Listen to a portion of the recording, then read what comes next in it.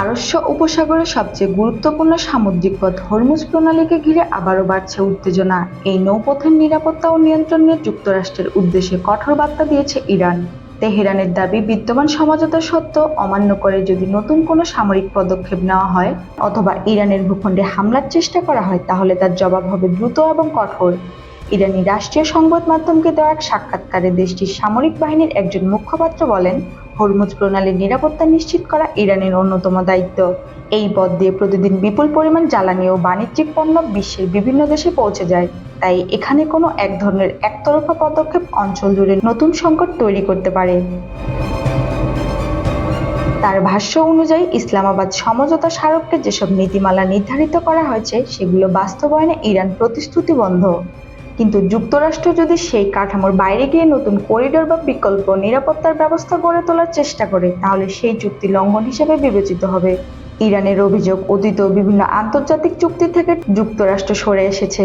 তাই বর্তমান পরিস্থিতিতে ওয়াশিংটনের প্রতিশ্রুতির উপর তেহরানের আস্থা নেই। ইরানি কর্মকর্তাদের দাবি, নিজেদের প্রতিরক্ষা সক্ষমতা আরও জোরদার করেছে এবং যে কোনো পরিস্থিতির জন্য পরিস্থিতি বজায় রাখছে। হরমুজ প্রণালীর দক্ষিণ অংশের কথিত নতুন করিডোর তৈরির পরিকল্পনা নিয়েও উদ্বেগ প্রকাশ করেছে তেহরান। তাদের দাবি, এই উদ্যোগ শুধু দুই দেশের উত্তেজনা বাড়াবে না, বরং পুরো পারস্য উপসাগরের নিরাপত্তা ব্যবস্থাকেও ঝুঁকির মুখে ফেলতে পারে। একই সঙ্গে ওমানের সঙ্গে সমন্বয়ের মাধ্যমে বিদ্যমান নৌ চলাচল ব্যবস্থা বজায় রাখার কথাও জানিয়েছে ইরান। ইরানি সামরিক বাহিনীর ভাষ্যমতে, যুদ্ধবিরতির পরিবেশ থাকলেও প্রতিরক্ষা পরিস্থিতিতে কোনো শিথিলতা আনা হয়নি, বরং সেনাবাহিনী ও সংশ্লিষ্ট ইউনিটগুলোর সর্বোচ্চ সতর্ক অবস্থান রাখা হয়েছে, যাতে প্রয়োজন হলে তাৎক্ষণিক প্রতিক্রিয়া জানানো সম্ভব হয়।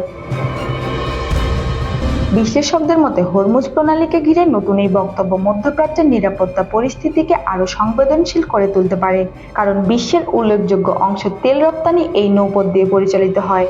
ফলে এখানে যে কোনো সামরিক উত্তেজনা বৈশ্বিক ও আন্তর্জাতিক বাণিজ্যের উপরও বড় প্রভাব ফেলতে পারে। এখন প্রশ্ন একটাই, কূটনৈতিক আলোচনার মাধ্যমে কি উত্তেজনা কমবে, নাকি হরমুজ প্রণালীকে কেন্দ্র করে মধ্যপ্রাচ্যে আবারও নতুন সংঘাতের সূচনা হতে যাচ্ছে? সেই উত্তরও খুঁজছে পুরো বিশ্ব।